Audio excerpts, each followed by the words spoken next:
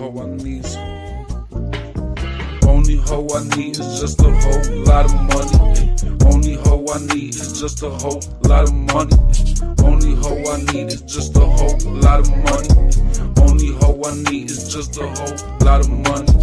Only hoe I need is just a whole lot of money. Cash. Only hoe I need is just a whole lot of money. Brad. Only hoe I need is just a whole lot of money. Job. Only hoe I need is just a whole lot of money. Let's go. 1 to 1. Can't be duplicated.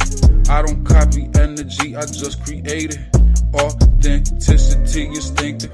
Walk in the room and the vibe stays shifting. Interrupt the flow of what's fake or scripted. Plot twisted, many stories, plot shift. When you cross paths with your journey, no apologies, no sorries. Things don't happen to me, they happen for me. From low vibrational like a baseline to high frequencies, yeah, when I change vibes. Conversation with myself face to face like FaceTime. Cause I'm ancient and brand new at the same time. Spiritual free, no pictures, can't be captured. Originality naturally, once I catch is manufactured. True essence is what I'm in touch with. My presence is way too disruptive. Hold on, only hoe I need is just a whole lot of money. Where's Rock? Where the fuck did he go? Who knows? All right, we are fucking live. I don't know if we were supposed to even be live right now. It said 6:15, but I thought we said 6. I thought we said 6 too. Who fucking knows? All I know is that eventually all three of us will be here for a stream at some point. All right, boys, we are here. We are back. It is October 17th, 2025. Bry looks dapper. No Rock. We are just flying solo dolo again. How was your week? Did you bet on anything? Did you win on anything? Talk to me about just personal bets, and then we'll break down all the other shit we handed out. My entire week has been consumed scrolling Penn State message boards in hopes to have a sniff of who the next coach will be. So, a lot of reports that say Marcus Freeman has emerged as a front runner for that position. It's not going to happen. No shot. But you saw the first domino fall. Cignetti gets a massive fucking contract from Indiana. I can only imagine we are about to see absurd numbers across the top 10 head coaches in the NCAA. Brian, I mean, the contract number doesn't mean anything. It means nothing. What do you mean? The buyout number is the only thing that matters in these contracts. We'll break it down. I feel like Cignetti, I saw 9 years, $93 million. But what is that? What is his buyout? Did you see anything with that? So really, this is just an extension. His current deal was an 8-year deal. This only extends it 1 more year. So the years don't matter. What does matter is that he goes from $8 million to like 11.2 or 11.5, somewhere in that area. So it's like almost a $3.5 million increase on his base salary. And his buyout is 100% guaranteed. Hey, Blue. Oh, that's okay. So buyout 100%. Blue Jays in the building, stopping by. Got to go watch the Jays. Hey, the Jays are back in it, Bry. They are back fucking in it. We will talk baseball in a little bit. Lilitz in the building. Good to see you, Lilitz. One of the few people that tailed Double Down Dan. Yes. So we were just about to hop into that Thursday night game. One of the few people in the Discord that decided that the Admiral and the old boy over here, Double Down, could put together a fucking parlay that absolutely smacked. Bry, was it ever in question? No. I mean, the total was in question for a second, but then the second quarter happened. Yeah, I feel like that first quarter, I'm like, man, I said a lot of things about this game being a fucking shootout. What's going on here? And then we kind of fucking, I'm going to leave that up because everyone needs to know that pops by our Thursday night parlay and just picks in general hit like a motherfucker. But First quarter, real fucking slow, kind of weird. Was there anything that, like, I mean, if we're breaking down this game, right? Cincinnati's defense didn't look great by any means, but they had a little bit of a pass rush. They had zero pass rush, Dan. Yeah, I thought they had, like, I mean, I don't know. I feel like they had zero pass rush, Dan. There was a little. Rodgers was sitting back there forever. Okay, so why did the Steelers lose that game? The Steelers lost the game because Rodgers and the offense choked the second to last drive. It was going back and forth, back and forth. If Rodgers and the offense hold serve, yeah, they win that game. Yeah, and that's kind of what I wanted to go into. The Steelers, they're the first ones that falter. I mean, that's literally it. Like, they are the first ones that fucking falter. And I just wanted to pop this up real quick. This is just a little ticket. I played these a little fatter by myself. Bri, break this down while I answer my wife's phone call real quick. So over 43 and a half, I think they combine for 64 points. So, I mean, we hit it by over 21. T. Higgins did not score the first touchdown, but he scored the second one on it was like a skinny post.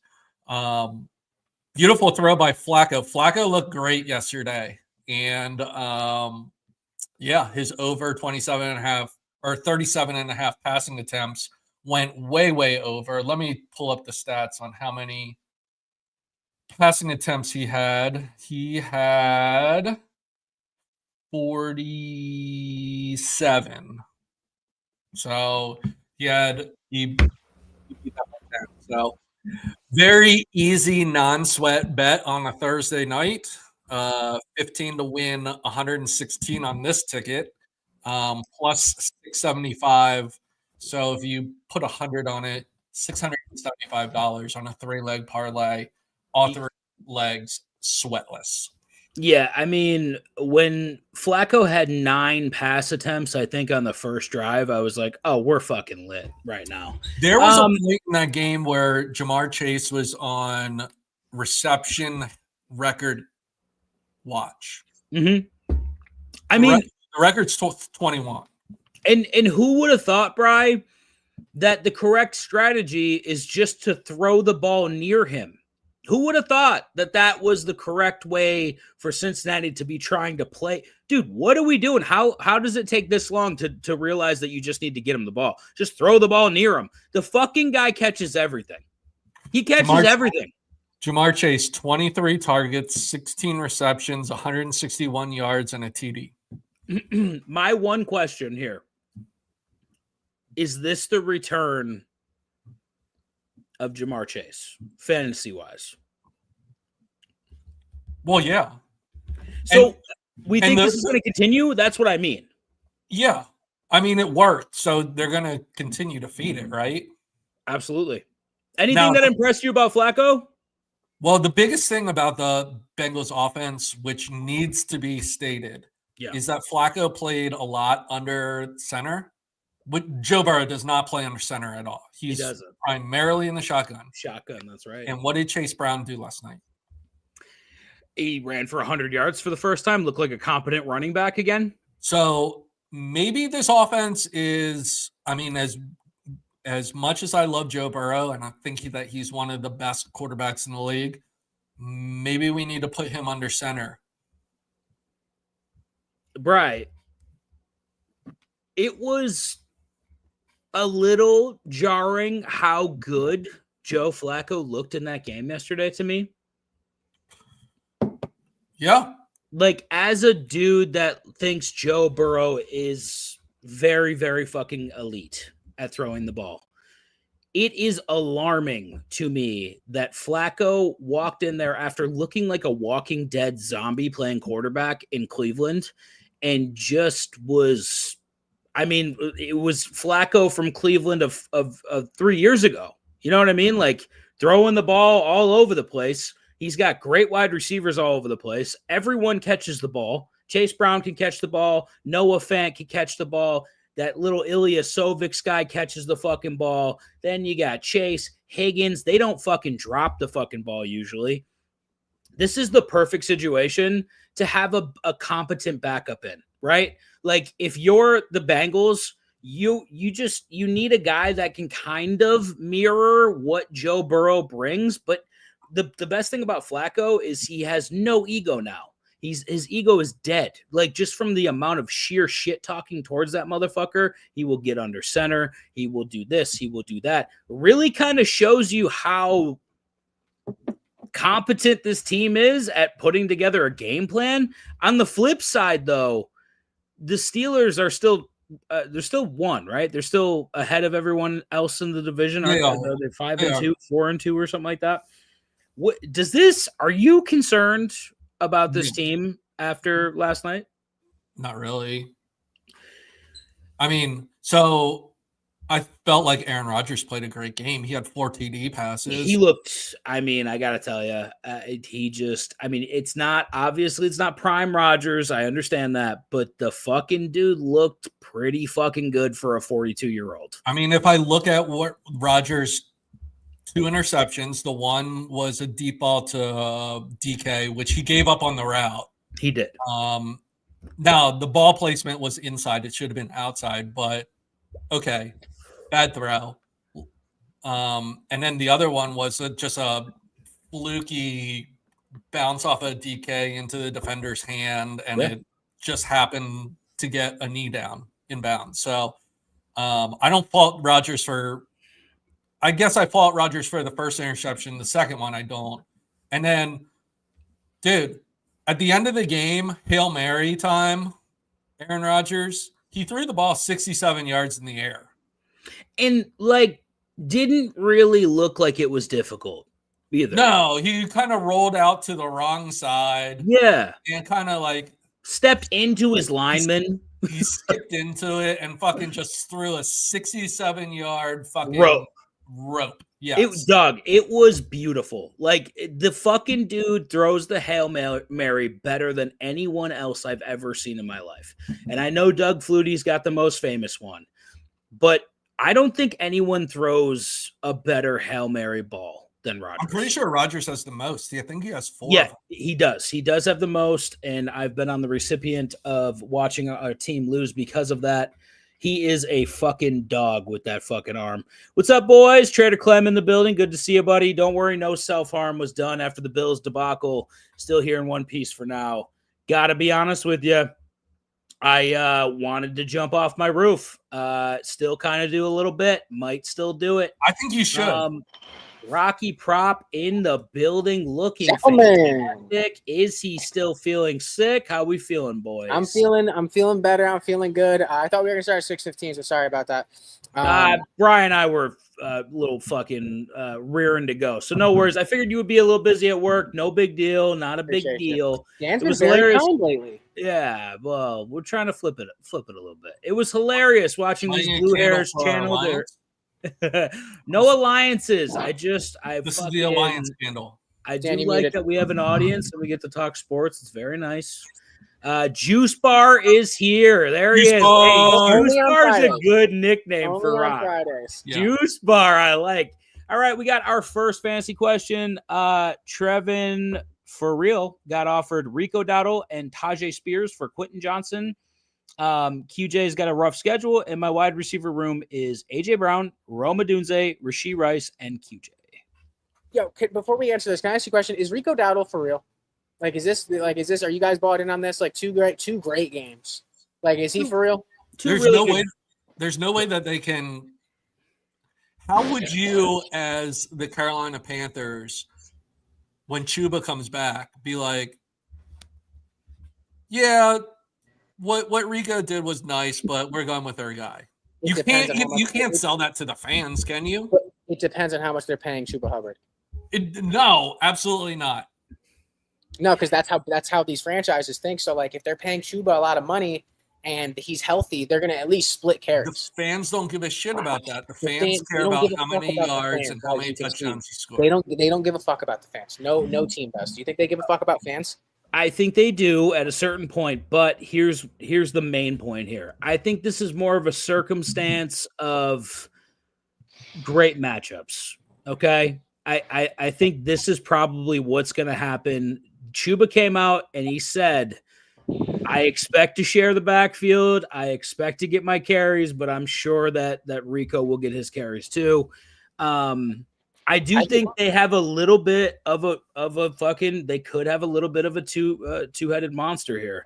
And if your running backs are real fucking rough, I don't think losing Quentin Johnston right now, when it looks like his bubble has kind of popped just a little bit, I don't think losing him right now is the biggest deal.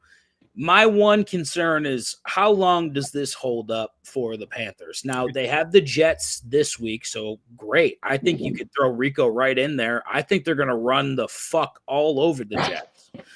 Then they have the Bills. What about the Bills' rush defense has ever made anyone feel good?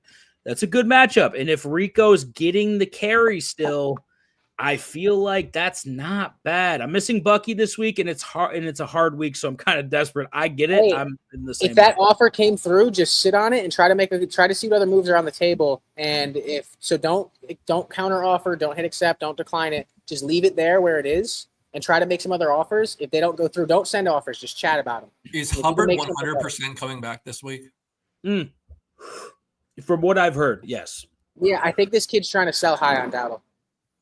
I also don't think, Bri, I don't think he's giving up that much. I don't think he is either. I think this is a pretty good deal, and you're kind of buying the upside of Rico, but you're also kind of buying that the Panthers have a very weak fucking defensive schedule. You're completely right, by the way. We do have two, but still, the Bills' defense not great. Like, we're going to be honest with ourselves. It's okay. We're all right. Everything's fine. Oh, buddy, I've been waiting for this fucking week. I've been waiting for this week because my boy Rashee Rice is back. Rashee Rice is back. Yeah, we will talk about that in a moment. Jamar Chase. Jamar Chase is definitely back. We did touch on the Thursday. We did pop up our ticket for the boys to look at. I'm going to pop it up one more time because I do love to roster bait and bet bait. You doing it or me? Go ahead, buddy. You have the ticket? This one? Yeah, right there. You keep hitting it at the same time.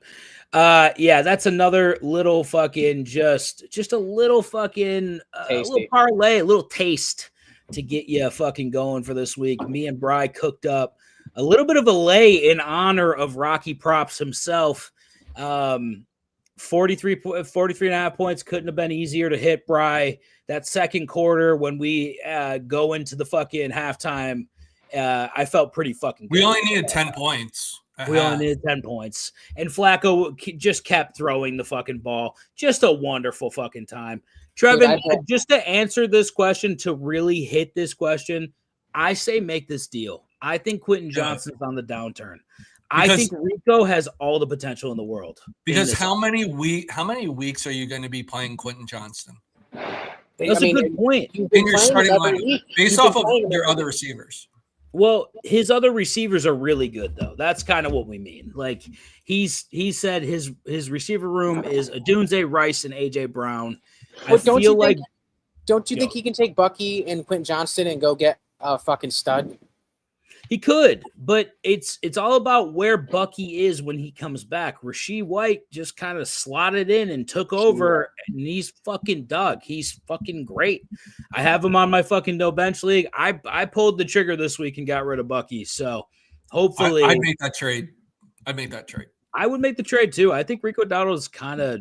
I don't agree, Trader Clem. I think he's going to steal that job, to be quite honest with you. And like I said, the next 3 weeks, super easy rushing defenses. So kind of a win if you get Rico. Hey, Dan, what do you think the Bucky owner in our league, not the Bucky, the Puka owner in our league does with Puka being hurt? There's nothing you can do with Puka. That's my only thing. Can you drop him, though? I don't think he's out for 3 weeks. And you lose 3 straight weeks because you got like maybe another injury in your lineup or a bye's coming up. Well, if it's a no bench league, then yeah. That's what I'm saying, in our no bench league. If it's a no bench league, then yeah. I literally just dropped Bucky. Like I just I'm picking up Puka if someone drops him, and I'll sit on him for 3 weeks. I don't give a fuck. And I think that's like a really good thing. But like when you're in the mix of this no bench league, and it's kind of fucking, this is when it starts getting kind of awesome, and you got the buys. Like you really have to make fucking tough decisions. But the fucking one thing I love about the fact that we have no bench, there's so many quality dudes that you can pick up throughout the week and slot in, and it's like you can get out there and get like a starting running back if you're fucked. Like in other leagues, we got 19 fucking players and shit like that. I can't, dude. My one league has 19 roster spots. I'm looking at fucking fourth stringers on fucking waivers. Like, how can I make my team better without a trade if nobody's willing to trade? I hate that shit, dude. I've gotten wrecked in my main league where I was undefeated, and then injuries and buys hit all at once, and I'm looking pretty bad right now. It's tough, dude. Andre says about the Steelers, it's the defense that's concerning. How do you get no pressure against the worst O-line in the league? That's a good point. TJ Watt was a ghost. That's a really good point, man. Is Flacco a starter in San Francisco now? What does that mean? I don't know. In Cincinnati? No, maybe Against San Francisco? Is Flacco a starter in SF now? I'm just, dude, I got T. Higgins. I was happy fucking about that. Something fantasy? It's got to be something fantasy-wise. I think he might. Oh, it's Superflex? Superflex, maybe. Yes. Let's go with that. I think he fucking might be, by the way. I think he might be.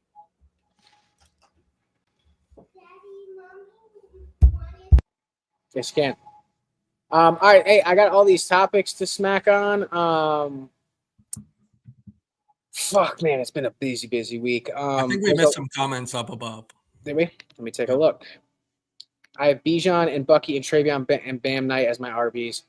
Oh, man, I would just move off of Bucky, honestly, dude, and try to make something happen. If it was me, I would take Quinshon and Bucky and go try to get somebody. Need to play 3. T-Mac, CD, Jake Ferguson, Tez Johnson, and Kendrick Bourne. I think you're starting Jake Ferguson. That's tight end 1 in fantasy. You're starting CD, but it sucks to have him in the same offense. And I think Ferguson might have a downtick now that CD's back. And Terry McLaurin. I'm not starting Terry McLaurin. No, you can't start Terry right now. Did we hit that Chase Brown question? Start CD and Jake Ferguson. Where is that? I would like to know your opinions on Chase Brown after this week. Finally had a fucking game, but dude, it's been so inconsistent. I'm not going to get all hyped about one good game. I think he's looked like fucking shit all season. And if you have a chance to sell high on him, sell high on him. What's up, brother? I don't necessarily know if I sell on Chase Brown. I'm now interested in buying back into the Bengals. If I watch last night's game, I think, yes, they can move the ball now. That opens up. Listen, when you run the ball, it somehow opens up everything else. Who would have known? Like, I think I'm buying back into this Cincinnati Bengals. Who's the dude that said buy into the Bengals 2 weeks ago? You did, and that's why. But in both leagues. That is why people come to this show, because we have takes that nobody else is taking at that point in time. I traded RJ Harvey for T. Higgins, and I traded Genty and Breece Hall for Jamar Chase. And honestly, it might have worked out for you. Mm-hmm. It really might have worked out for you. You did trade yourself into a hole, but I got Rashee Rice coming back, George Kittle. You're working your way out of it. Is George Kittle due back? He's starting this week. He's gonna start because it still says IR in fantasy. I was gonna let my little brother know, but Puka owners are crying. Yes, I am one of them, and I am crying. Can I get some protein in my straw nana smoothie this week? Sir. Super flex. Yes, I know. I'm sorry. Tez got to be with the injuries. Sell Chase Brown. I don't think it's a sell on Chase Brown, dude, man. Look at Chase Brown. I'm pulling up Chase Brown's stats. Like, listen, even with obviously we're all going to admit that fucking Joe Burrow is better than Joe Flacco. Chase Brown has 100 yards this game for 12 fantasy points. Awesome. Guess what he had before that? First off, that's only 12 fantasy points for your third round draft pick. Last game, 9 carries, 42 yards. Game before that, 8 carries, 27 yards. 10 carries for 40. 10 carries for 3 yards. 16 carries for 47 and 21 carries for 43. His snap percentage has gone down every week, consistently gone from 75% all the way down to 54%.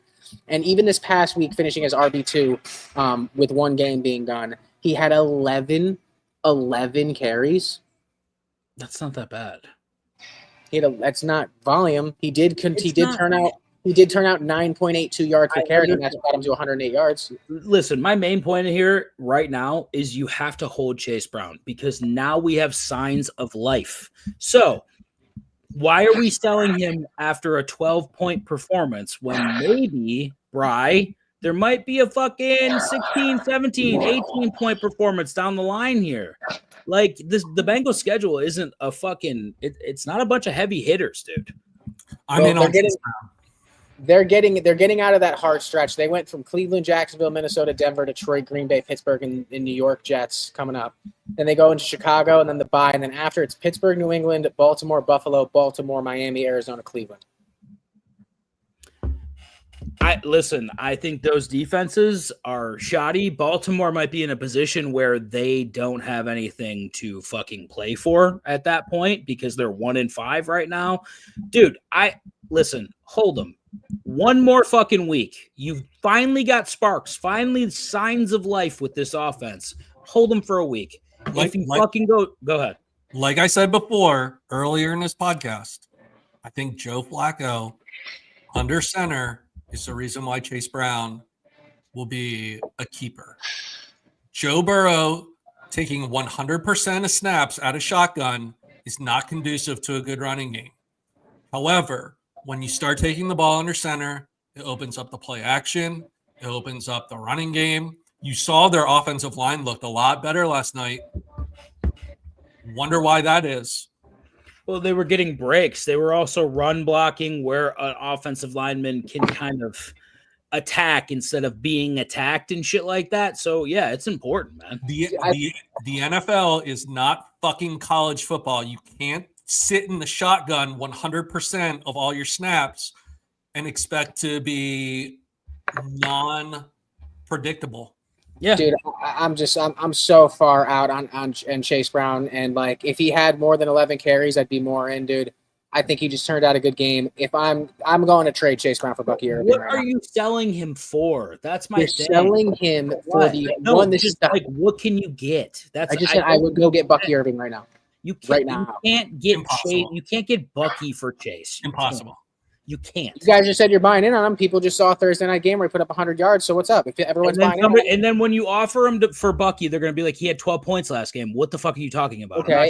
Okay. So say if it's somebody that has a lot of running back depth and they need someone that's healthy right now and they're fucking 3-5, they might consider it, or maybe you throw in a piece. Dude, I'm moving off of him as fast as I can. Fuck all of this. Also, you have a 40-year-old at quarterback that like. Awesome behind that O-line, dude. He might get fucking killed. If like that O-line's not as bad as you think it is.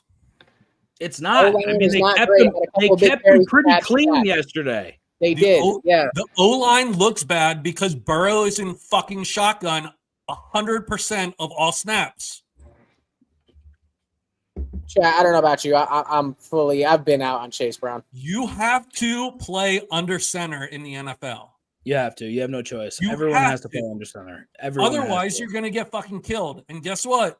Burrow got fucking killed because he plays 100% of his snaps in the shotgun. And it really hampers the running game, dude. Let me ask you some questions. So this is obviously if you were considering to sell Chase Brown, this is the only way you can do it. I'm going to name some players that aren't superstars, and I'm going to ask you if you would trade for them right now or not with Chase Brown. Are you trading Chase Brown for David Montgomery?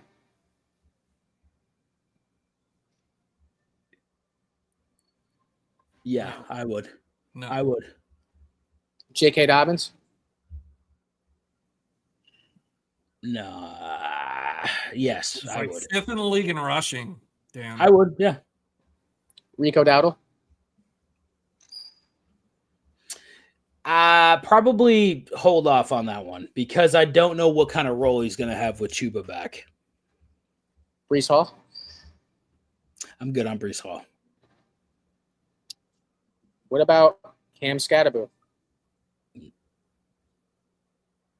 Cam Scatterbo is RB10 on the season right now. Yeah, but the running backs have not been impressive, and I don't think Cam's going to hold up. Derrick Henry? Nobody's going to take that trade. They're closer than Nobody's you going to think. offer that fucking trade ever. They're closer than you think. There is 3 fantasy points separating Derrick Henry and Chase Brown on the season. So doesn't that kind of speak to Chase Brown? All right, listen, I get your point. You're out on him. Me and Bri are in on him. By the way, your graphics game is on point. New every week, sparkling and all. Thank you. That is the young kid over there, Mr. Rocky Prop. Finally getting his props on the dope-ass graphics. Rocky Prop does have the fucking pod looking neat and sharp as fuck. It has been kind of interesting to see how much we've changed over time, like the color scheme and shit, but we've always kept the gold. I like it, though, now. It's good. No one does the gold, so I like it. I love the gold. Arturo Flores says, I have Rashad White. They offered me Bucky and Josh Allen for my Gibbs. Is that good? I mean, Gibbs hasn't had the season we thought he was going to have. And Josh Allen. Josh Allen hasn't had the season we thought he would either. That's a good point. How many games has he gone over 300 yards, let alone 250 yards this year? I think he has not gone over 300 yards this season. Maybe how many games has he gone over 250? Maybe 2. Out of 5, 6? 6. Out of 6? Yeah, 6. Yeah, no, I also agree with that. I think the only upside, rushing touchdowns, passing touchdowns, I get that. But is that a woman? Is that his wife? Yeah. What? That's adorable. What's his game log look like? Give me the points. Game 1, week 1, 394, 148, 213, 209, 250, and 180. His season high is 38. 38 points? Yeah, 38 points. Week 1. Dude, what's up with James Cook, bro? There's nothing wrong with James Cook at all. They don't fucking give him the ball. That's the problem. They don't give him the ball. Listen, we talked about this ad nauseum last stream, and I don't want to bring this back up again. This is the one and only point I'm going to make about it. When you watch what Atlanta does with Bijan, I'm on the other side like, why don't we do the same shit with James Cook? He's fine catching the ball. He can run routes. Why aren't we doing the fucking same thing? Yeah, I agree with that. No, and I don't listen. Josh Allen's the best when he doesn't get asked to do too much. Then he's not in his fucking head because the kid is a head case. There's nothing you can say about it. Kid's got a fucking head issue. The mental's got to get better for Josh Allen if he's ever going to do anything in this fucking league, man.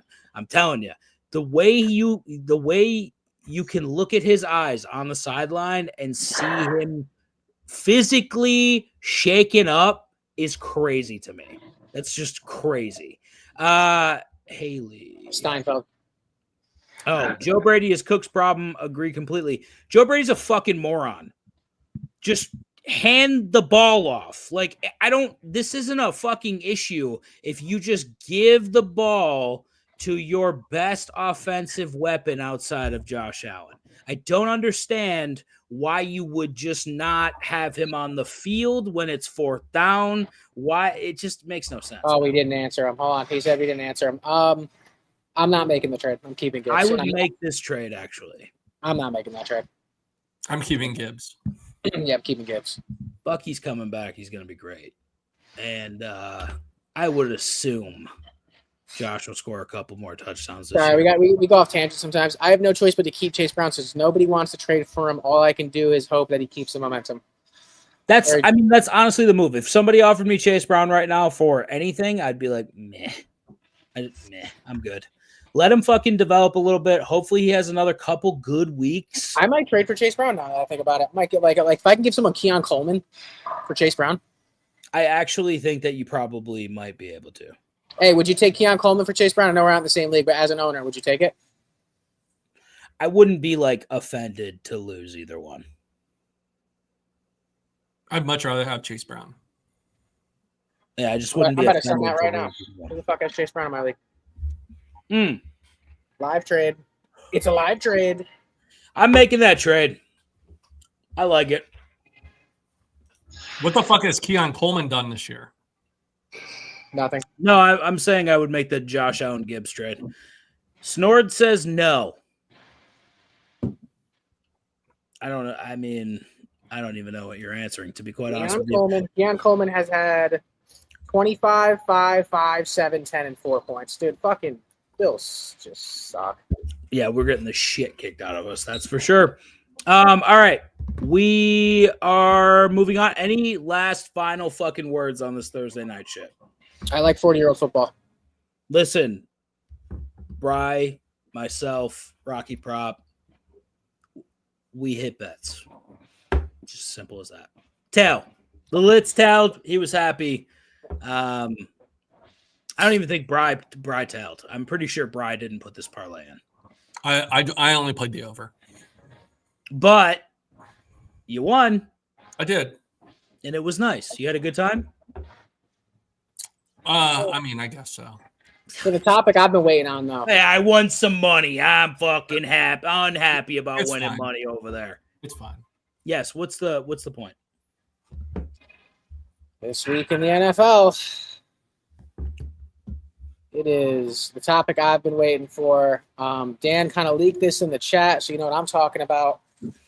So the NFL's rigged. Like I thought, like honestly, before I even let you get into like all the Chiefs stuff, like the way that these fucking underdogs have been taking 98% of the bets on the fucking favorites, and sportsbooks are just cashing out so much this year, a la Cleveland beating Green Bay, Atlanta beating Buffalo, and like a couple other ones that were just major upsets that I think kind of were like swayed to a different perspective. I'm going to play this clip to start, and then we can break into the discussion. You are now learning that everything I've been saying about the NFL rigging games on behalf of Kansas City through the officials is happening in real time. The officials confirmed it to Dan Campbell, because Dan Campbell just said on an interview on the Ticket in Detroit that when he was questioning, we just scored a touchdown, why are we being forced to wait 1 minute and 14 seconds to kick the extra point? Was because the NFL New York picked up the phone, buzzed into the officiating crew, and told them overturn the touchdown, and created a penalty that was not called by any official on the field. If you thought Spygate was a big deal, and it was, if you thought Deflategate was a big deal, probably wasn't, then this is the biggest deal of all. Right. Because this is the NFL controlling the outcome of games to favor a team that they think they need to make it to a Super Bowl. This is everything wrong with the NFL as led by Roger Goodell. Outside of fixing games by players, this is the biggest scandal this sport has ever had. All right, that's kind of off the back of the big news this week that comes out. A study from the University of UTEP, which not the most credible of sources. I'm sure Brian has a ton to say about this, but let me just give my 2 piece about this. Shadows is not here, and I'm sure there's a reason why Shadows is not Dude, here. when people don't show up, it scares me. Here, settle down. Jesus Christ. But all right, let's focus real quick. There was a study done from 2015 to 2023. The Chiefs during the regular season do not benefit from calls, but in the playoffs, they get more calls for more yards. And What's up, brother? I think that leads me to my next point. The NFL might be rigged, Bri. There's no way to shake this out. There's none. There's no way for you to sit here and shake your head. This is legitimate proof. It's not legitimate proof. Let's be clear. Wait, hold on. So let's rephrase what this is. This is not a study. This is a blog post by a professor at University of Utah. A study is rigorously tested and peer reviewed. This is not peer reviewed. So let's first state the facts. This is not a peer reviewed study. This is a blog post. And I can tell you exactly why this is a blog post, because the first quote in the study references Dave Portnoy. Okay. Dave Portnoy, Barstool, blog. This is an opinion piece, not actual facts. And we can get into, I read the fucking thing. I wasted my time and read the fucking thing. I'm so fucking pissed off that I did that. But we can talk about all the little pieces of it. Why is the most ridiculous horse shit thing that I've ever read and wasted time on. All right. The one thing I want to say, I think it's very interesting, some of the calls that have been given to the Chiefs during the playoffs. Can we all agree? Bri, I'm an Eagles fan. Wait, hold on. Our Super Bowl ended on a pass interference, which was very ticky-tacky, and I don't think that that's true. Let's go fuck yourself. I just made you money, you piece of shit. Yes, Caden, good luck. Sorry, we're going on other shit right now. But here's what I want to say. You and your team have absolutely been fucked by one of these calls while playing the Chiefs. Yeah. And guess what? Jalen Hurts shouldn't have fucking fumbled the ball in the game. And guess what? They might have won. Okay, I understand that. But when you're looking at this, it is clear to me, not based on this study, that during those seasons, the Chiefs were a very good team, right? They're a very good team. During 2015 to 2023, they were a very good team, right, Bri? Yes. Okay. So we can all agree that the fucking Chiefs are a good team. Now, I have watched a Chiefs playoff game recently where Buffalo was fucked out of at least 3 calls. Yeah, I agree. Why you've been fucked in the Super Bowl against the Chiefs. There's been countless other fucking calls during the playoffs, like, fucking ghost pass interference calls, or ghost fucking roughing the passer calls, or fucking Patty Mahomes does the sweet fucking soccer thing where he dives on the fucking sideline when anyone barely touches him. The Chiefs fucking cheat. Simple as that. The Patriots dynasty, they fucking cheated. Simple as that. Like, it's simple. The NFL allows this shit to happen. I firmly agree with that. Simple. I don't think you needed to do a study to realize this Chiefs shit. Like, we've been talking about it for a couple weeks, couple months, couple years, with like how well they've played and the types of calls they get. And like, Mahomes is a great quarterback. They've had some good teams, but there's been a lot of games where you're sitting there and watching the fucking games and you're like, dude, this just feels, looks, and is unfair, dog. Like, when you have refs on your side, they can manipulate a game. And, dude, it came down to the point where, like, every time we, like, took a bet on something other than this year's Super Bowl, because the Eagles are just too good to even fucking – the only way the Eagles win that game is if they blow them out. And how many times I say I've never get betting against the Chiefs? It's because literally, like, you're watching the game and you have money on the line, so you're really locked in, and you're like, bro, these calls are fucking ridiculous. And it just compounds, too. Like, I don't think a call can decide a game, but I do think multiple little calls here and there can literally decide a game that's 50-50. Dude, five first downs can decide a game. Yeah, I absolutely agree with that. So, Bri, you read the study. You looked at it. It angered you for some ungodly fucking reason. It fucking pissed me off. Listen, the Chiefs benefit from fucking calls that aren't fucking calls, man. And why I fucking sent that video is because that fucking Detroit Lions game is fucking – what was the call on that fucking play? Jared Goff catches a touchdown. What's the call? Nobody made a call on the field, but the NFL fucking radios down. They're like, hey, no. It was an illegal formation. Listen. We know that it was an illegal formation. No ref called it on the field. At what point in the NFL's history, Bri, have you ever in your life heard that the fucking New York office patched themselves in and said, throw a fucking flag on that play? That's bullshit. You and I both know it's bullshit, and that's how this is why this is the easiest thing to believe, Bri. I agree. That point is great. Speaking of, because, like, if you're a paid referee to be on the field, you're at the game. You make the call based on your judgment. Okay, it's one thing to go back to film and they see something that's like, okay, maybe we can overturn it. To make a call and say, change your call immediately. Throw a flag when you didn't throw a flag. If you miss a call, you miss a call. You miss a call. That's it. How many pass interferences could they review and be like, that's not a fucking pass interference, or that's a fucking pass interference? He had a fucking face mask. How many times could the NFL patch themselves in and be like, yo, throw a flag on that fucking play because there was a fucking pass interference that you missed? Ladies and gentlemen, the people to the right of me are conspiracy theorists. They're basement dwellers. They live in a. You're in a basement, dog. You're in a basement right now. Yeah, you are literally in a basement right now. They live in a victim complex world. Oh my god! It is pathetic. It's pathetic. You guys are fucking pathetic.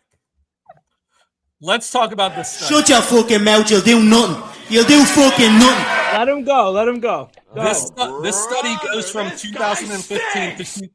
Shut the fuck up. This study goes from 2015 to 2023, correct? Do we all agree on that? We can agree, yep. Why would the study begin in the Alex Smith era and not the Mahomes era, which started in 2018? Why would we use 3 years of data that has nothing to do with Mahomes? That's a good point. That's a pretty good point, Rock. That's a pretty good point. It makes no sense unless you're trying to skew numbers. Hey. It doesn't have to be about skew numbers. You can go back and just look at data from a 5-year. Why are we talking about Alex Smith? Yeah, he's right. He's right. Because they didn't start in 2015 and go, we're going to follow this every year. It's because they took 5 years, said, let's look at the stats. No, it's an 8-year. It's an 8-year. Whatever, whatever the fuck it is. You know what I mean? It would be 8. He's right. Go. Here's the thing. This study is just correlation shit. It doesn't actually solve a cause. This is like if your dog got hit by a car and then you looked out the window for the next 15 minutes and said, oh, 5 blue cars passed, 3 red cars passed, and 2 white cars passed. The car that hit my dog was blue. That's exactly what this study is. I'm 100% right. If you actually read, here, let me pull up some shit. You want to get me fired up, Dan? You texted me, get fired up, Brian. Here's me getting fired up. Page 29 of this study.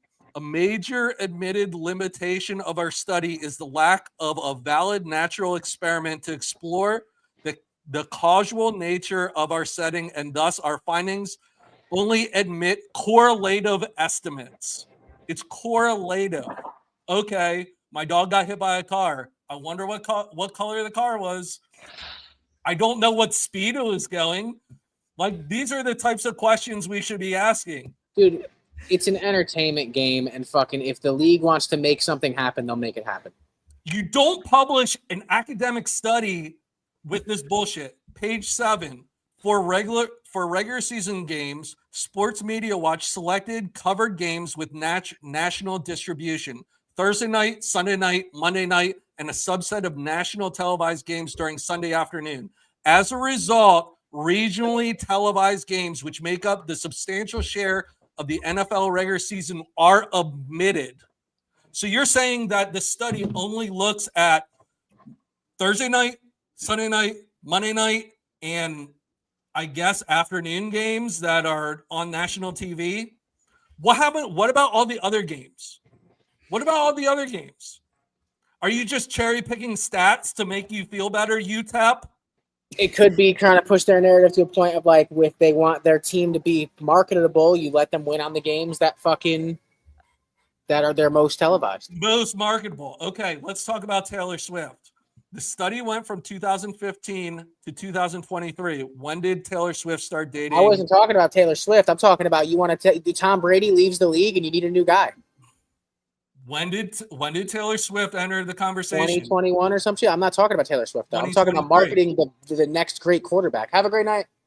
2023. Yeah, I agree with this, by the way. Now let's look at Andy Reid's penalties over the course of his entire career. With the Philadelphia Eagles, he averaged 107 penalties per year as a team. Kansas City Chiefs.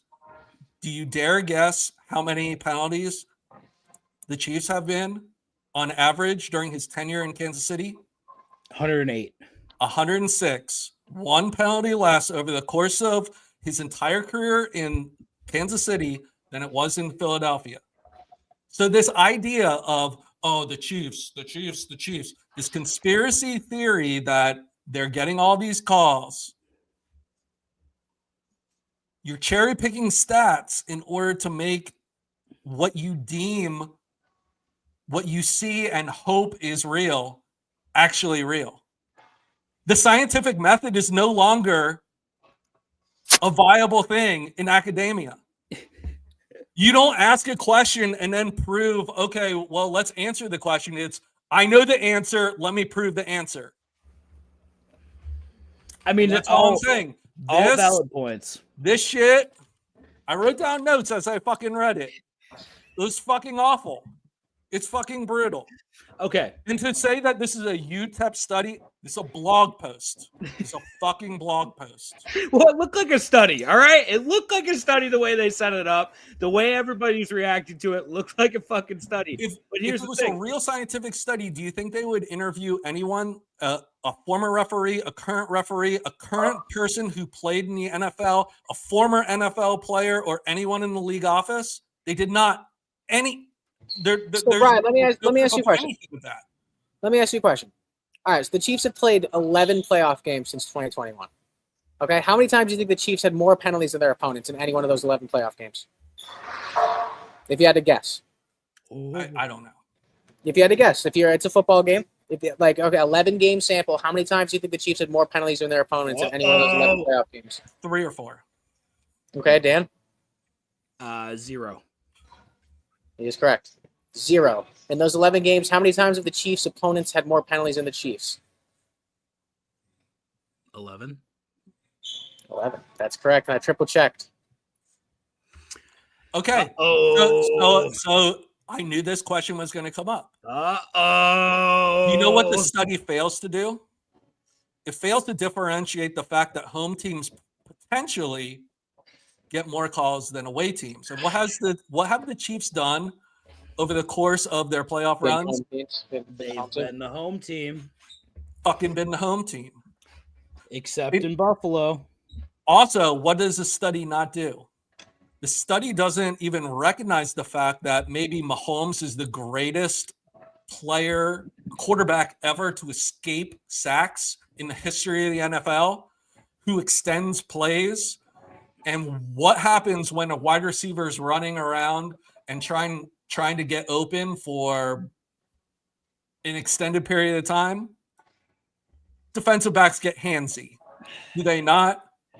Bry, they get handsy, but Rocky Prop just gave you an 11-game sample size, and they weren't the home team for all of those games. They got into the playoffs as like a 6 seed the one year. It wasn't like they've been the number one. I mean, yes, they've been number one. Yes, I understand that. But he just gave you 11 fucking games where they have not had more penalties than their opponents. How does that not at least? If you're a betting man, dude, look at those numbers and really. That's what I'm saying. Like that's crazy to me. That's crazy. It's on ESPN. Penalties 36-66. They have 30 more penalties against for their opponents. They have 200 and something more penalty yards. More penalties, 0 times. More penalty yards. They had 1 time. They had more penalty yards in a game. And when you're the best team in the league and have dynamic players, of course you're going to have less penalties than the other. But dude, no. That's not, Bry. Come on. 30 fucking penalties? Do you think when you have a wide receiver like Tyreek Hill and an offense that is dynamic that you're not going to draw penalties? I'm not sure if he's a Chiefs fan or an Eagles fan. I actually don't know. Yeah, do you have a Chiefs logo underneath the fucking eagle on your hat? You got fucking boned on one of these calls. That was bullshit. Bullshit, Brian.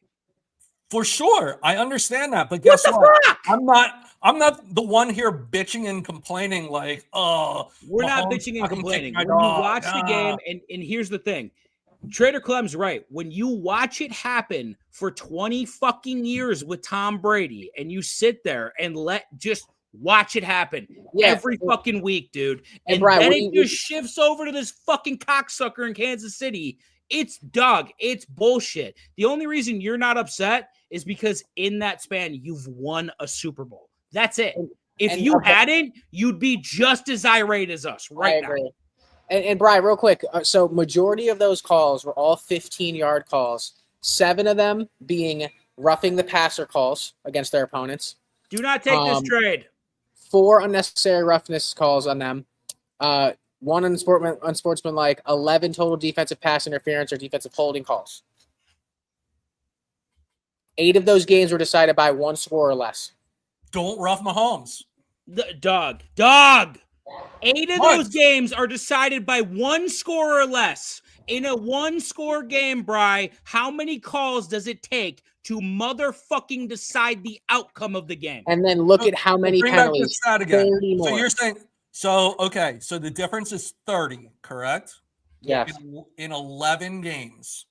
So we're talking about less than 3 penalties per game difference. Is that what we're talking about? Yeah, so say if it's 3 penalties and they're 15 yards each, that's fucking like almost 60 yards, dog. It's not.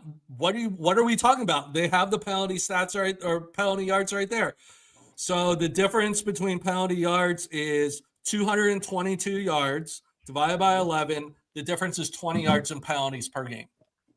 And you know what that is in a game? And just ask Dan how much 20 yards is in a factor of when you're trying to get it. Remember that clip you joke about with Dan where it's like, oh, he almost had the first down. 20 yards when you have fucking 4 fucking fourth in fucking goals or 4th downs or whatever. It's a big factor. Look, I don't want to hear it because guess what? The 4th and 1 call that Dan's bitching about was with 12 minutes left at midfield and they weren't in field goal range. We're not guaranteeing they got the first down. They got the ball back in the 4th quarter, and Josh Allen did not score. So you're completely right about that. Oh, the refs are off. Go fucking score and win the game. Don't let the refs decide it. Right, but they do. That's the fucking point. They do decide it. Josh Allen had the ball with 3 minutes left to score and win the game, and he didn't do it. Momentum in sports is not a thing. Momentum in sports isn't a thing. Is that what you're saying? Oh, it definitely is. Because I watched the Sabres down 2-0 in the second period the other night. Fucking score 5 straight goals due to momentum because they're a terrible fucking team. Dog, momentum is huge. You're driving. You are fucking killing it. Driving straight down the fucking field. You clearly get the fucking first down. Clearly get it. And then you got to start over. And then they fucking call it back. And then you got to start over. And what's this? This is the playoff penalty analysis for the last 4 years. Kansas City obviously has the most playoff games. At the top here, 10 games with more or less penalty yards. We talked about that. They're +9 for the net on that. This is kind of the same statistic. 10-1 in the playoffs. Yep. That Dalton fucking got the first down. Yeah, absolutely. And then we got it 2 more times after that. Now look at the only other teams on there that have near about the same, close to the same playoff games as the Chiefs. The Philadelphia Eagles played 7 playoff games, and they Niners. are -1, Bri. Your own team. The Niners also -1. Now, if I said because Rock, prop me back up because I got to say this. If I said, as a gambling man, Bri, most of the time it's 50-50, correct? Most of the time when you take a spread, it's 50-50. I guess, sure. Yeah, it's 50-50. So you would expect to be even. If you played, let's say you played 10 playoff games, you would expect to be 6-4 at best. 60% of the time you get the calls, 40% you don't. Like, that's probably top of the league. Now, what's 9 out of 11, Bri? 88% of the time. So 88% of the time, the Chiefs get more calls. How is that not at all doing anything to the sensors in your brain? Look, 9 out of 11 games, they have gotten more calls. When you have better players on your team, they're going to draw more penalties. It's a fact. You're telling me there's not other teams with good players on the phone, dude? Listen, the Chiefs You're aren't telling me that Shea Gilgeous-Alexander. It's a different type of game. That's a different game. Not a different type It's of a different game. It's a Wait, let him different make the point. Let him make the point. When you have better players on the floor, they get calls. And when you don't have good players on your team or inferior players on your team that are matched up against superior players, in order to level the playing field, you get grabby. Like, look, I said it before, Mahomes is the greatest escape artist of all time in the pocket. He buys more time than anyone I've ever seen at the quarterback position. That has to lead to more roughing the passers and more PIs. It's just a fact. It's just a fact. Bri, I'm going to agree with Trader Clem, and not because he's a Buffalo fan. What I'm going to say is this is your worst take. This is your Elizabeth Banks take right here. This is it. It's not. I read you all the pieces of the UTEP article. Yes. Yeah, listen, we're in vehement agreement that the UTEP article is bullshit. I'm good with that. But I'm just talking from us right now, from our standpoint as fucking fans of teams that have played the Chiefs in meaningful fucking games. That's all I'm saying. You sound like a mouth breathing whiner. That's great. So let's take a look at some of the most fucking disgruntled plays that people are referencing and see what you think. Mm-hmm. Okay, so here's one. And we'll if you guys are refs, where are you calling? Mahomes dropped it. Able to get it and take off to his right. And then slide down. They're going to throw a flag on that.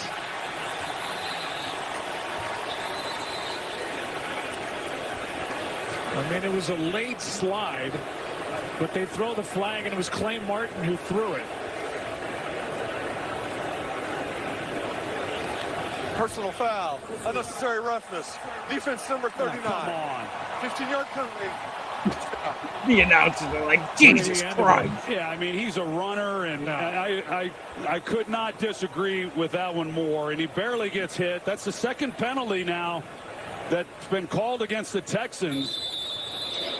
Yeah, Troy, I agree with you. There's no forcible contact to the head neck area of him. Yeah, they hit each other harder than they hit him. Hit each other. That should not have been a foul. And if they've got to address it in the offseason. Look at the penalties right there, Rock. Pause it. 8 for 82 against the Texans. 3 for 24 against the Chiefs in a 13-12 game. Interesting. Right. Okay. So the difference in that game is 5, which means as he brought down which means what? That even makes my argument even better.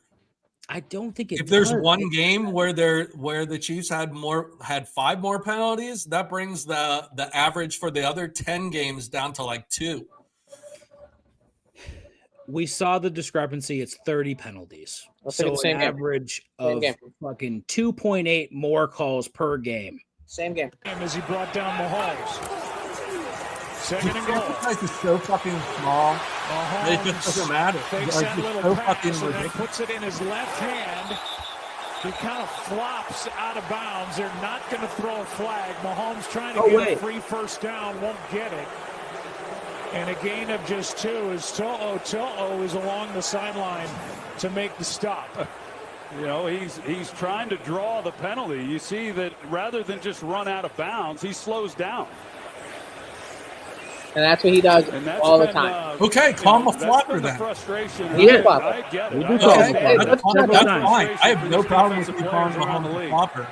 But to say that this is an NFL conspiracy, get the fuck out of here. Listen, This man is in Super Bowl bliss, and he doesn't understand I'm what not. us plebes are talking about. It's fine. It's all understandable. You just- Right, listen. The study's bullshit. We can both agree there. For you to sit here with a straight face and say the Chiefs do not benefit or have not benefited from slanted refereeing is the most absurd take that you've ever had. Simple as that. I agree. Simple as that. I'm over it, by the way. But I don't know because he's NFC. He hasn't dealt with what we have. Yeah, that's exactly right. Because if fucking Tom Brady and fucking Patty Mahomes were NFC quarterbacks, Bry would be the loudest Philadelphia fan you've ever seen in your life about it. It's factual. Trust me. Just fucking beat them, Dan. Listen. You got to beat them. There and the were rest. times when they were beaten and handed the fucking game. Yeah, and there are times where you had the ball with 3 minutes left and your MVP quarterback could win the game, and guess what? Didn't. Momentum is Next real. topic. He didn't. All right. Anyway. Point shaving in the NCAA. So I'm done sports betting after this because everything's just rigged. No, you shouldn't be done sports I'm betting. kidding, I'm I kidding, didn't I'm fucking kidding. send you guys this to be done sports betting. I have a sent lay-in you right now. this- I sent you guys this so we can fucking figure out where these dudes are getting this fucking information from, and we can benefit as well. Okay. I want a point shave. Bri, why hasn't anyone approached me to point shave? Because you're not in the Italian mob. Fuck. My one weak point. Thank you, Lil. See, No. This Lil fucking is in the same division. Lilitz is a cocksucker over and over again like a wildebeest. You know what? Nobody will understand what we go through. The Raiders suck absolute cocks. The Philadelphia Eagles also suck absolute cocks. The Buffalo Bills suck absolute cocks. Now, the one team that doesn't, clearly the New York Giants. All right. Let's move on to the NCAA point shaving scandal. Bri, did you read anything on this? I did not. I'm not prepared to talk about this. You're not prepared at all to talk about So it. please enlighten me. I'm going to enlighten you real quick. I'm going to get the team names here. But basically, there is a syndicate that was handing out fuck me, dude.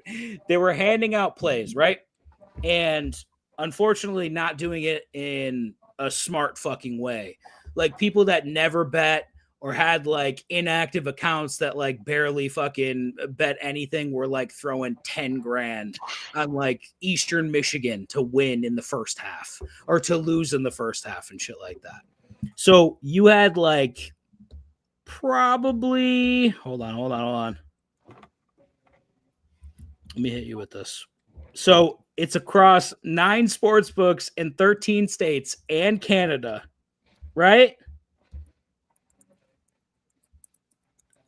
Eastern Michigan, Temple, New Orleans, North Carolina A&T, and Mississippi Valley State. Okay, these are the teams being involved in this.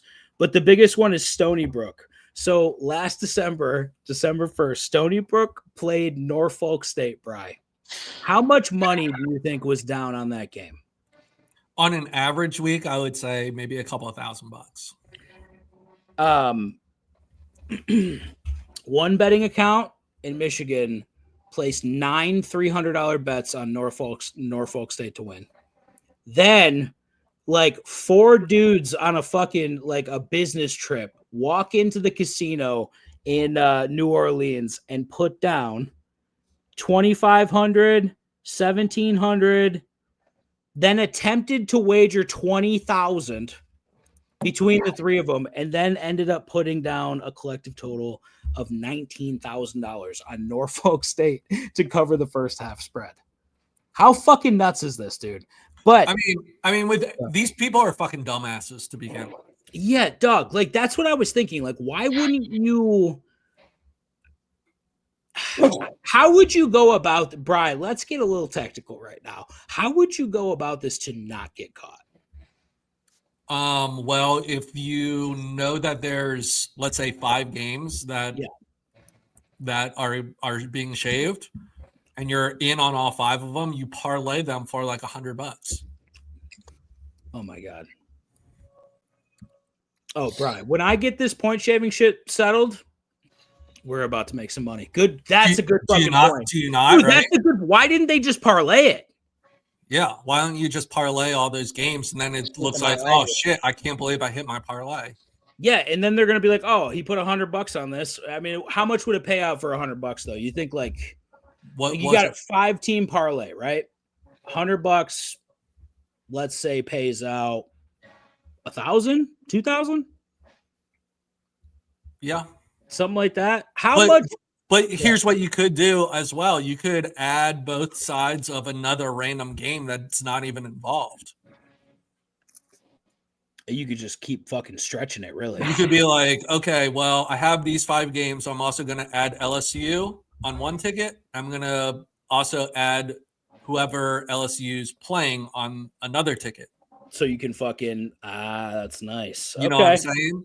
So then it's not just those 5 teams. It's like, I don't know, expand it out. So because you're only taking the hit on one game, right? I mean, you're still turning a profit. But here's the thing: the one thing that really stands out is they're betting on these games from like dormant accounts or new accounts. So I feel like that stands out completely. You got to go find people that gamble and be like, here's $1,000, put it on this, and it has to mirror the activity on that account already.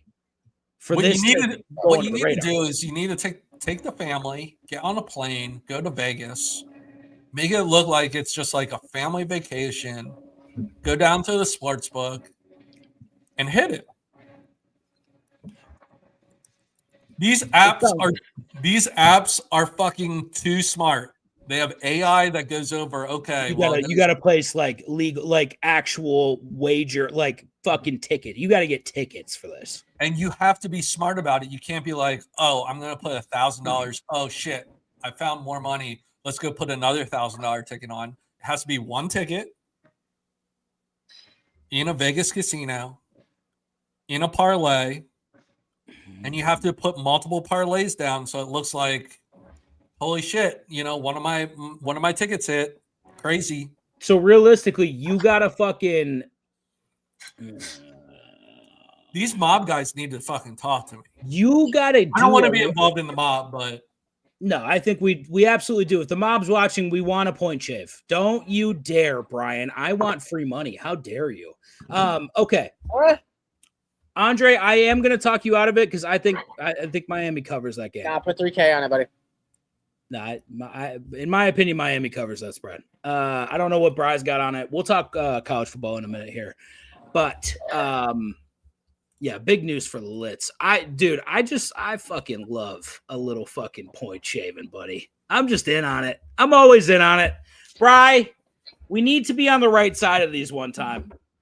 Just one time, dude. I just want to be point shaving. Just once. All right, Bry, do me a favor. Give us the fucking 1 minute long baseball recap.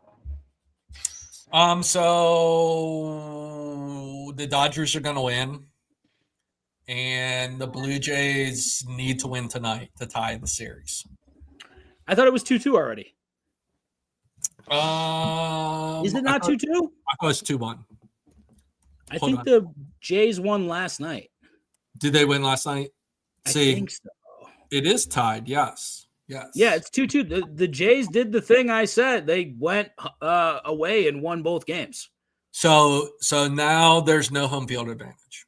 No, it is. They're in Seattle tonight, then Toronto, then Seattle in Game 7. But Mariners up 1-0 in the fourth. Yeah. What? Baseball's 2-3-2. Yeah, fucking. So the Dodgers run through either one of these teams. Is that what you're saying? If I were to bet which team could beat the Dodgers, it would probably be the Blue Jays. Just because they can get hot? I think they have better bats. I think they could keep up in I think they could keep up offensively with LA. How much would you think the Mariners can? How much would you put on the Dodgers to win? Like, you're pretty certain it's going to happen? I mean, their odds can't be great. They're probably like minus 200. That's such shitty odds. If I were to guess. Minus 150. Oh, I'm pulling it up right now. I got to see. They're last time I looked, it was minus 130. So it's probably worse now. You also have to think the Dodgers are probably going to either sweep or have a short series, while this other series is going to go deep, right? If it's 2-2, there's at least 2 more games, if not 3. Yeah. So the Dodgers are going to be sitting at home resting their pitchers so they can reset their pitching staff. I mean, it's just not it's not looking good for the American League. Yeah, they're minus 150 to win the World Series. All right, fucking baseball, boring as always. We got many beautiful college football games this weekend. Bri, have you honed in on anything? Any games you want to fucking really touch on? I asked you earlier, but you didn't get back to me, so I don't know. I do have some games actually. Louisville up 7-0 already. So there's one game tonight that I like. And then 1, 2, 3, 4, 5 games tomorrow I like. Oh, okay. Take me through it. What do you got? So tonight, Washington plays Michigan. Washington. Wait, are you sure? I don't have that. Is it tonight or tomorrow? No, tomorrow at noon. Tomorrow at noon, Washington plays Michigan. Mm-hmm. I like Washington plus 5.5 in the big house. I think they have the better quarterback. I think they have the better offense. I think their defense is serviceable. I think 5.5 is too much. I think Washington could potentially be put Michigan on upset alert. What up? Yeah, I'm glad you picked that game. I actually have a small play on Washington at plus 185 to win this game. I think that they are gonna beat Michigan. Where would you say Michigan's better than Washington? Maybe probably the running game. But like overall, you would say it's definitely skewed towards Washington, right? I mean, the advantage is that Michigan have is that one, it's in the big house, it's at noon, and Washington's traveling from the West Coast to Ann Arbor. Yeah, I mean, it's a huge advantage. It's a big advantage, too, because of that stadium, all that shit. I think Washington's better than Michigan, and I'm making the play on that. I just have 50 at plus 185. I consider taking the money line, but with all of those factors I just listed, I'd rather take the spread and be safe. I think it's going to be a close game. I think Washington could potentially win this game, but I do like taking the 5.5 over the money line just to be less risky. Yeah, I have 50 to win 92 on Washington. All right. Derrick Henry straight up for Rashee Rice. Bri, would you pull the trigger on this trade? No. You're holding on to Derrick Henry? Yes. I would. When's Lamar due back? I don't know. I have no fucking idea. I'll look it up now, but I don't think it's. I mean, we're getting into that territory, Bri, where how the fuck are they going to justify bringing him back if they're 1-7? I mean, what about Rashee Rice? Is he going to be the number one? I think Worthy's the one. You're right. Worthy has definitely taken a huge step up, but I do think I'm concerned with the lack of points in production from Derrick Henry. I'm very concerned. I mean, I think that's I think your concern with Derrick Henry is correlated to the lack of Lamar Jackson. Yeah, absolutely. He's way more dynamic with another running threat back there. So when Lamar Jackson comes back is very important to this question. But there's nothing about fucking Rashee Rice that would make you want to take a fucking like a little bit of a roll on him. I mean, he's at his prime Was Rice a top 15 receiver? Derrick Henry looks like shit. I think he was top 20. Top 20 receiver. Yeah. This motherfucker hasn't played in a year and a half. That's a good point. And he's coming off a pretty bad injury. And Yeah, but that injury he was able to like be done with and then already get into like he's been practicing, getting reps. Like he's fresh. Chiefs are quietly played in a year and a half. Chiefs are quietly the number 3 offense in the league. Quietly. Wait. Are those yards because they're offense or because the refs? Definitely the refs. All right. Moving on to your next college football game. What is it, Bry? I like Temple minus 10.5 at Charlotte. All right, walk me through it. I'm fading the Charlotte team. The Charlotte team's bad. It's not good. Let me pull up some stats that I pulled earlier.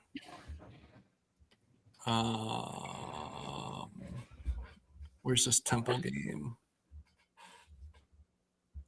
I was just looking at this before we got on. Here it is. You might not get 10.5 anymore. It looks like the line is now 12.5. Yeah, I got in on this one at 11.5. Temple put up 31 points against Navy, but lost. Beat UTSA, hung in there with Georgia Tech. They scored 24 points against Georgia Tech, who's ranked. Yeah,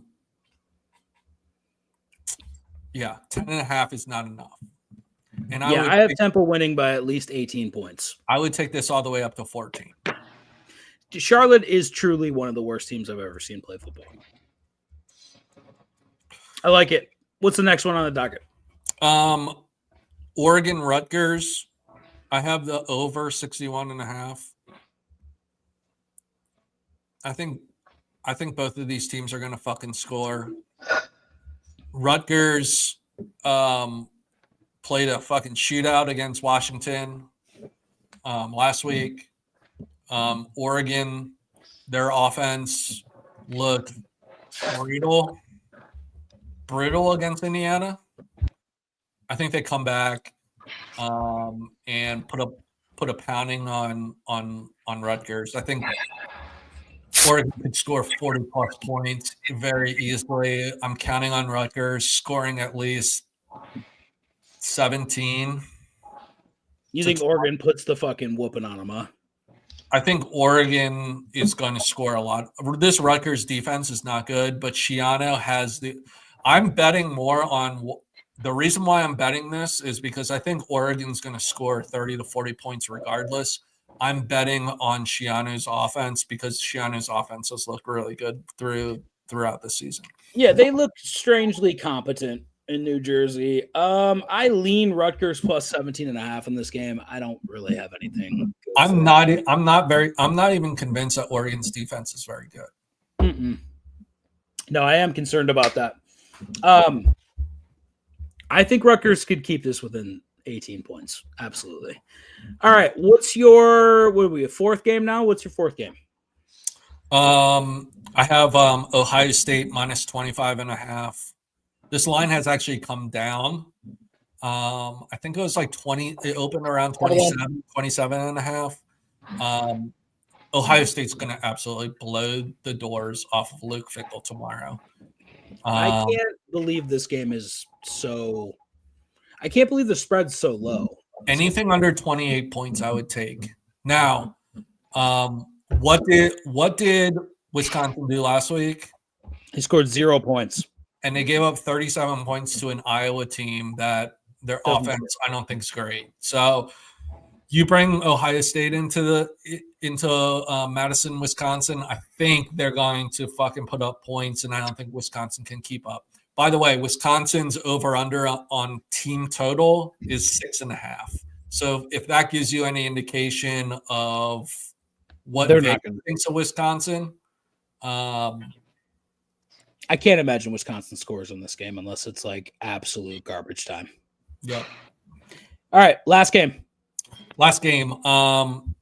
Rocky's not going to like this. I think South Carolina under 18.5 team total is I'm gonna fight him.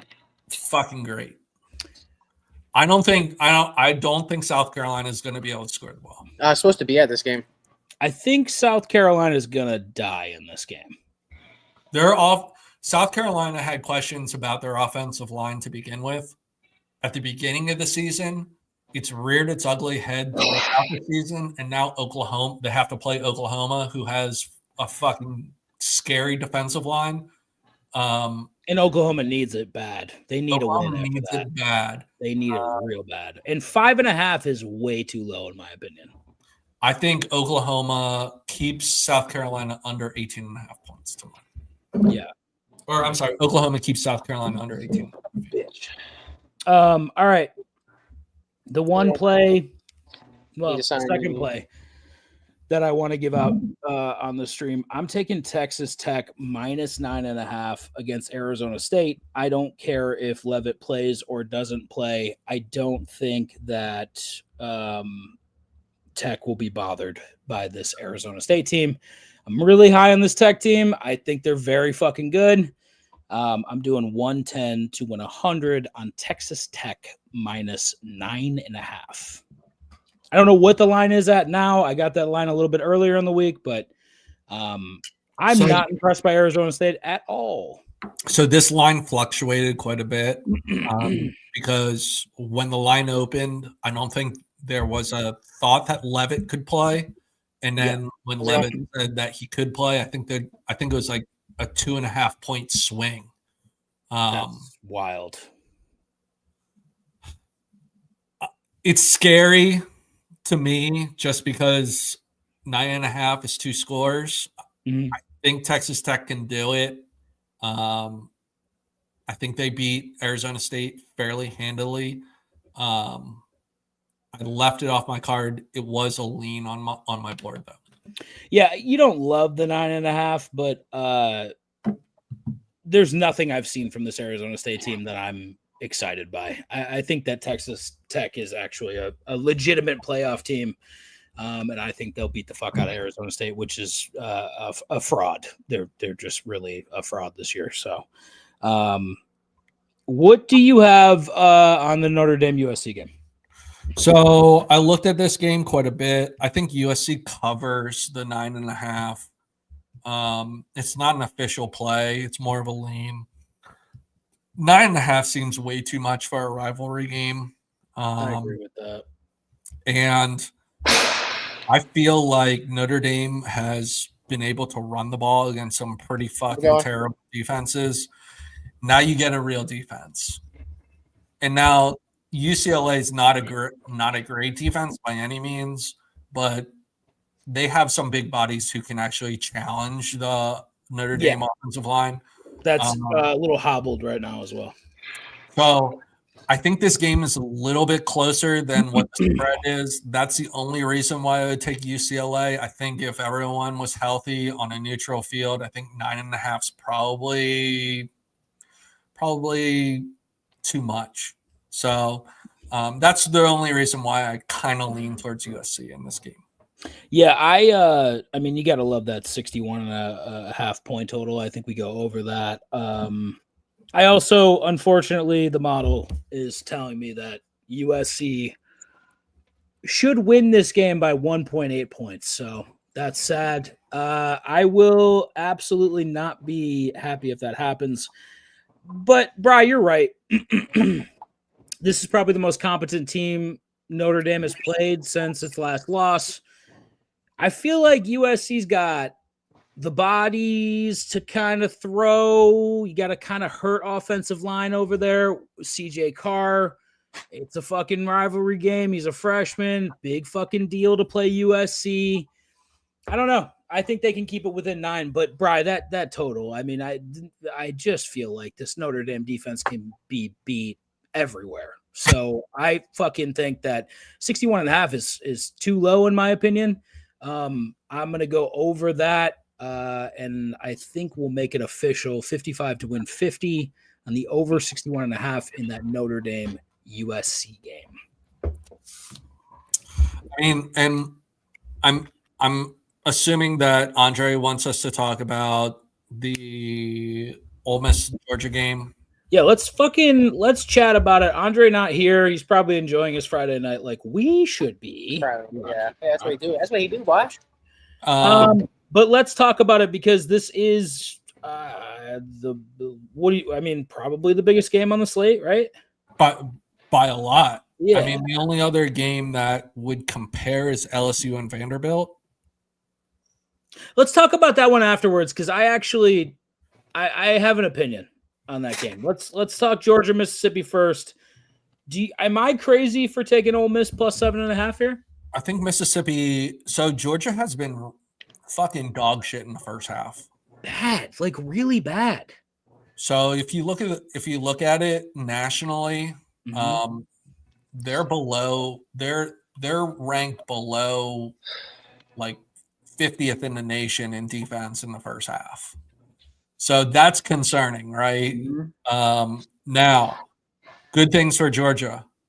They are at home. It's 3:30, so I don't think they'll be asleep. I don't think they'll sleepwalk into this. They come off of a win off of Auburn, so I think they have some momentum. They won their last 2 games. Now, granted, Kentucky and Auburn, not the cream of the crop of the SEC, but still, you come in with a 2-game winning streak at home against a team that is ranked higher than you. It's hard to bet against Kirby Smart in these situations. Now, do I think 7.5 is a lot? I do. Yeah, I'm gonna go ahead and put this. It's not official, but I'm calling upset alert right now for Georgia. I think Ole Miss wins this game straight up. 7.5 is like a fucking a dream. Give me it. I'll take it. This Ole Miss team competes at every fucking level. And I don't like fucking Gunnar Stockton. I think he's a bad fucking player. Like, it's just as simple as that. This is a play for me against Gunnar Stockton.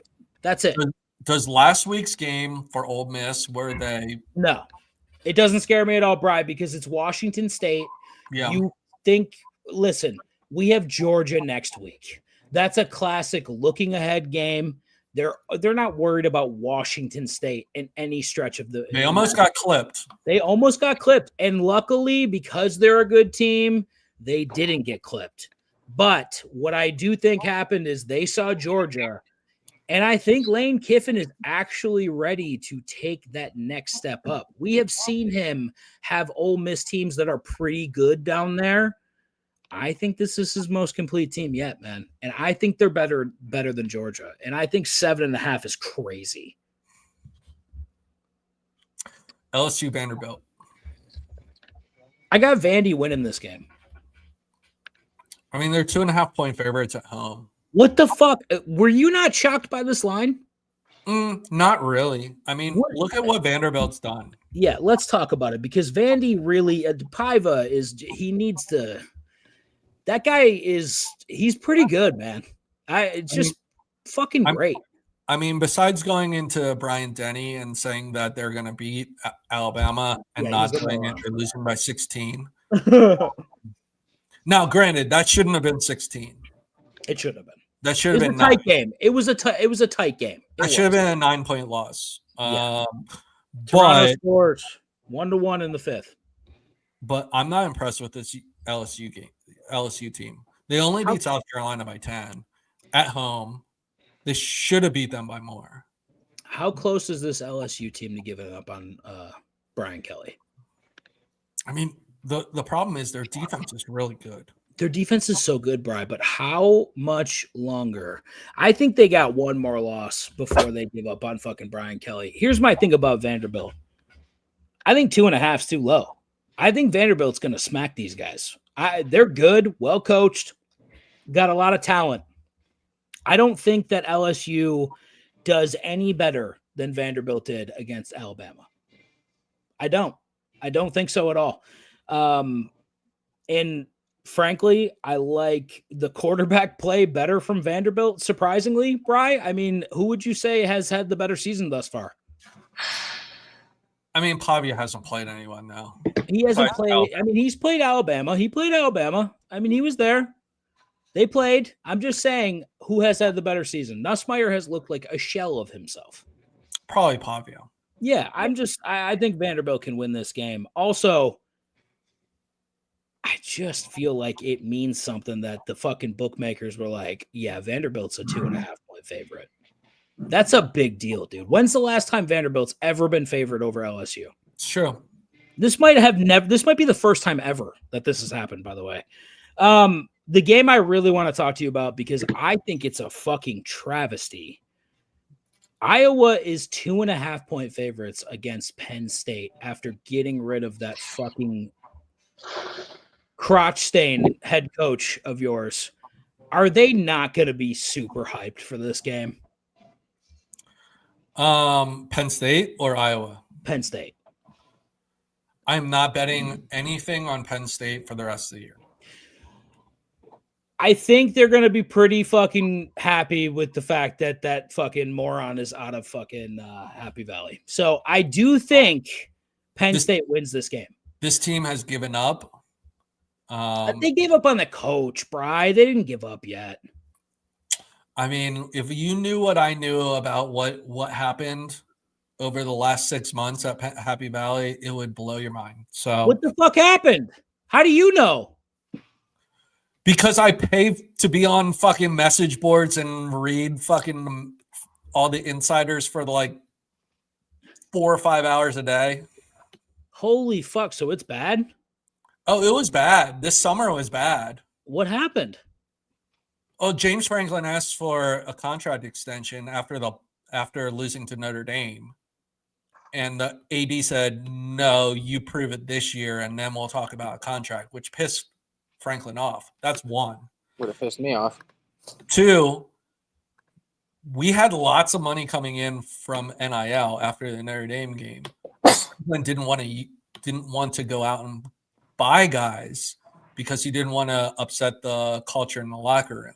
He didn't want to bring in mercenaries. So instead, he paid the guys that he recruited the money to keep them in Happy Valley instead of going out and getting a defensive tackle, another couple linebackers. The AD was all about going in and fucking buying as many players as possible to make a run, but Franklin said no. So they were very icy. There was a very icy situation between the AD and Franklin before the season even started.